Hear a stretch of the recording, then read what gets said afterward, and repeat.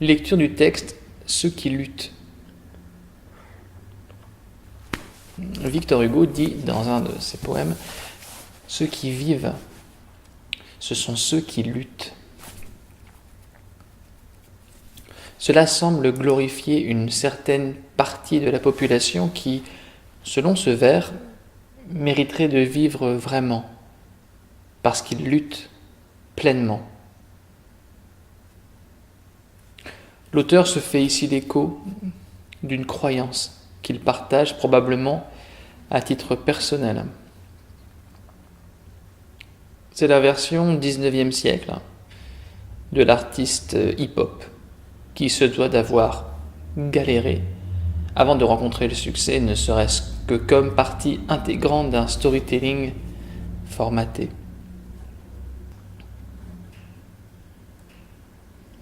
Lutter pour vivre, ce n'est pas lutter pour assurer la pérennité de la vie. La lutte, la combativité, la volonté d'affronter le monde est plus insidieusement une façon de se sentir vivant. Plutôt que de lutter pour vivre, ce qui correspond à une situation de survie, beaucoup d'entre nous luttent pour se sentir vivre. Ils suivent un schéma de vie extérieur auquel ils se conforment et au sein duquel ils se confortent. La lutte n'est pas un phénomène objectif,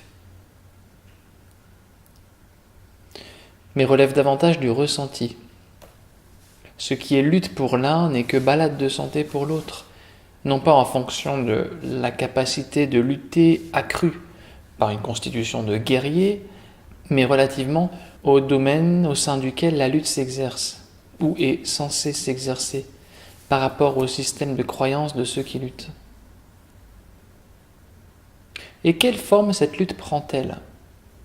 Colère, agitation, violence psychologique dirigée contre soi, notamment sous les traits d'une extrême exigence à son propre égard, exigence académique ou sportive. Maintien obstiné de son état dans un environnement hostile, afin d'honorer la croyance qu'il faut galérer, souffrir pour être heureux. Mais contre quoi vraiment lutte-t-il ? C'est une vision rétributive, un regard marchand que nous portons sur ce qui nous arrive, une perception appauvrie du temps, perçue par la lorgnette linéaire. Si je souffre maintenant, je serai heureux après. C'est une manière de translater la situation actuelle, désagréable, et de la transcender en placardant une version modifiée, agréable dans le futur, le paradis.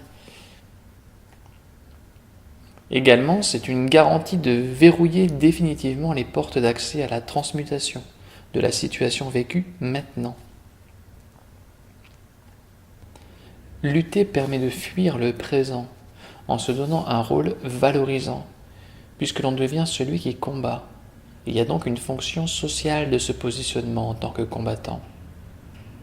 Dans la majeure partie des schémas narratifs que nous avons intégrés depuis l'enfance, cette opposition au réel et la volonté de déployer toutes ses ressources pour le changer est érigée en solution à la plupart des difficultés rencontrées. Le message est: si tu ne parviens pas à tes fins, si tu n'as pas pu modeler le monde comme tu le souhaitais, c'est bien évidemment parce que tu ne t'es pas battu assez fort. L'énergie dépensée au combat est l'alibi parfait pour ne pas soulever la trappe et se demander qui se bat.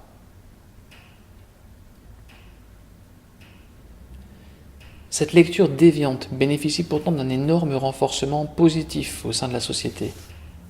Ceux qui font de longues études et difficiles études sont récompensés par un salaire à la hauteur de leurs efforts.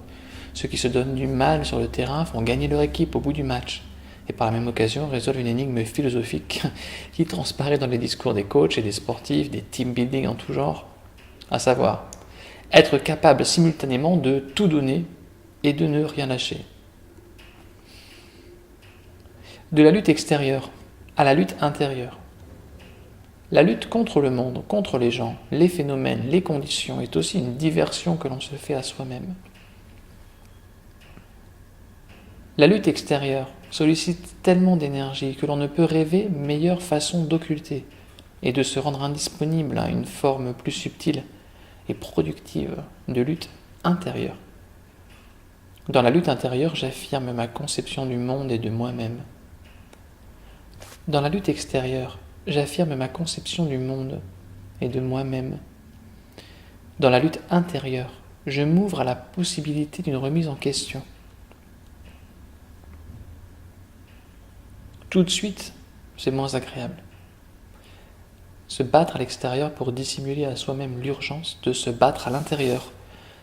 Cette bataille en soi est certainement le plus délicat des affrontements à mener, car il s'agit, plus que de lutter, de déposer les armes.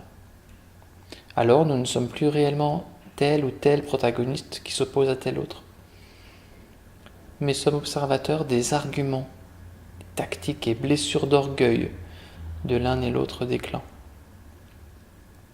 Chacune des tribus dispose d'une liste longue comme les filaments stellaires d'arguments justifiant le bien fondé de leur position et n'a de cesse de rappeler les motivations de sa lutte.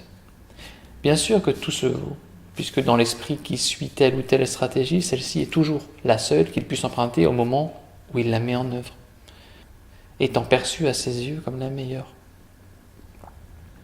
Plus je suis enclin à déposer les armes et plus je cesse d'être assailli, car je suis sorti du jeu. Je m'extrais de la guerre des frontières à défendre en sortant de la dimension de la carte, du planisphère au globe, puis du globe à la terre sous mes pieds.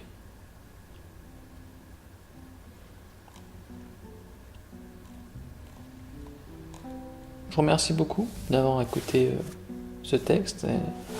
Je suis très heureux d'avoir pu le partager avec vous aujourd'hui. Je vous invite à aller faire un tour sur le blog, à regarder l'ensemble des articles. Vous savez que tous les articles sont également disponibles en version papier. Ou s'il y a une question, quoi que ce soit, un renseignement quelconque, ou si vous souhaitez organiser une rencontre, ou un moment de pratique commun, ou une initiation à la méditation, n'hésitez pas à me contacter par mail. Voilà, je vous remercie encore une fois et je vous souhaite une excellente journée.